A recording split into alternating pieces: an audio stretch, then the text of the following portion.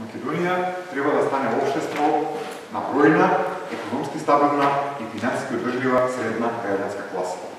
Тоа е нашата основна визија да вратиме средната класа во Република Македонија. Во економска смисла, враќањето на средната класа може и треба да се направи преку комбинација на два механизма. Забрзан развој на приватниот деловен сектор, за да стане способен да вработува повеќе и да исплаќа повисоки плати, и второ преку поправедна распределба на доходот кој што се создава. Подинамичниот развој на приватниот сектор зависи од порастот на инвестиции. Тоа е основа. А порастот на инвестициите пак зависи од два механизми. Домашниот амбиент за водење бизнис и стимулациите кои што треба да ги обезбеди владата. Факт е дека актуелната влада не успеа, прашање е дали уопште имаше намера, да го потекне порастот на домашните приватни инвестиции. Се фокусираше на странските инвестиции со слаб успех. За пораст на домашните инвестиции, во својата програма СДСМ нуди редица мерки. Меѓу сите нив, денес посебно ќе се фокусираме на следните. Прво, идната влада на СДСМ ќе води политика на оттргнување на политиката и политичарите од директното мешање во економијата. Преку низа измени на законите ќе отстраниме можноста државните институции да ги уцелуваат приватните фирми.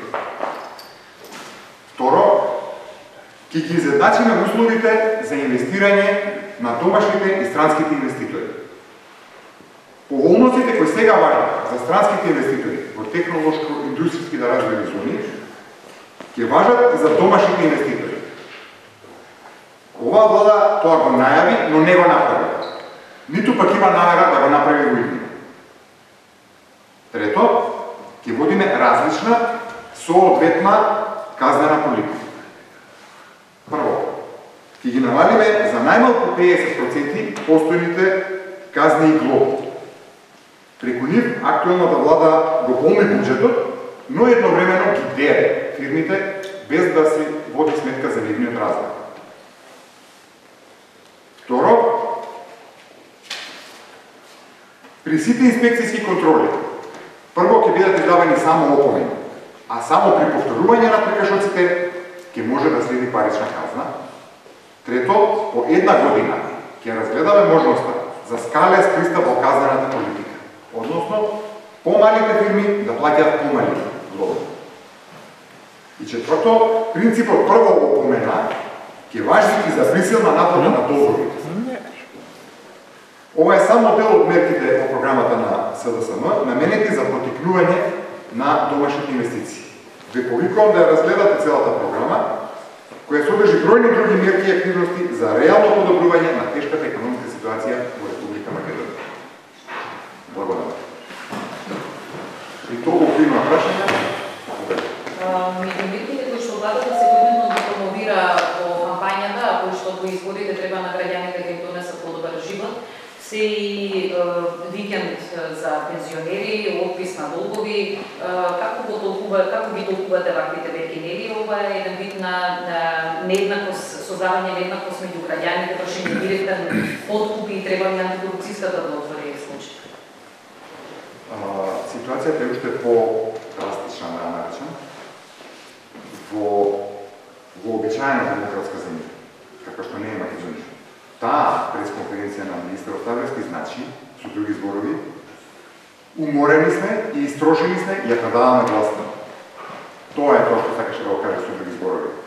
Бидејќи, после 8 години, надобро успешно водење на политика, економска политика, владата да признае, за да очајнички ги добие наредните избори дека треба да опростува долгови на граѓани, значи дека тие долгови ги создава и воиднина, нема мерка за нив, нема ни да води политика.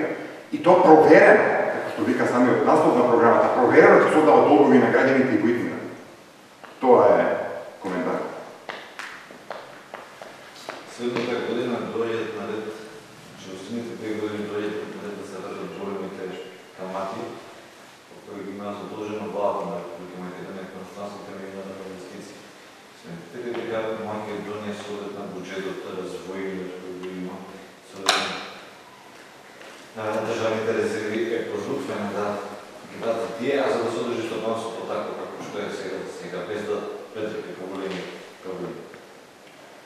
И тука ситуацијата ништо подрастачна од тоа што ја поставувате, но е предпоставена, бидејќи не ги знае, никој не ги знае во државата реалните долгови кои што ги има Македонија.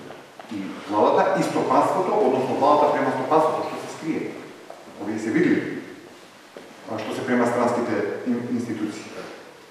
Ние рековме дека по преземањето на власта ја заеме врската во 100 дена да го објавиме тој податок за реалната задолженост и нормално потоа да го поставиме целосна стратегија за како ќе се решава тој проблем во иднина без да се нарушат проектите, развојните проекти кои што ги предвидуваме во програма.